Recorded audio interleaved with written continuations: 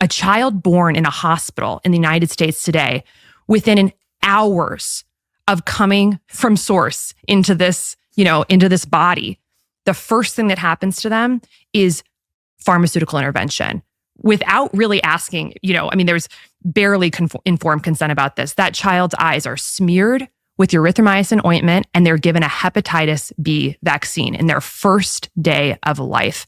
And the Hep B vaccine is for hepatitis B, which is a sexually transmitted disease and IV drug user disease, of course, which babies are not going to be exposed to.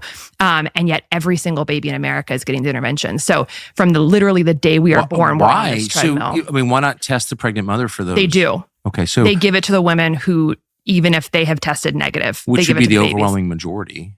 Absolutely. So I don't understand, why would you treat a child on his first day of life for illnesses for a fact he doesn't have, it isn't going to get? So a child's born, let's just take the side. The child's born, Hep B is spread by 2 routes: sexually transmitted disease or intravenous needles.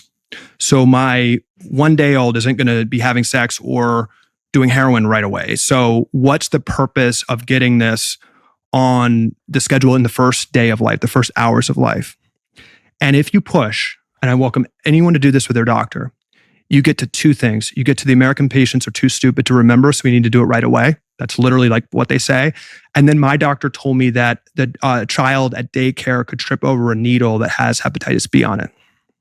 That's literally what they get to. That a needle could be on the playground, that somebody just did heroin or something, threw the needle down, and it has hepatitis B blood on it.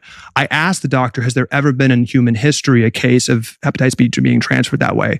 They said no. That it's only through intravenous needles and sex. So you actually, to steelman this, and again, welcome anyone to respond, there is not actually a scenario, absent of intravenous needles or sex, that a person gets hepatitis B. There is not a reason for this to be given.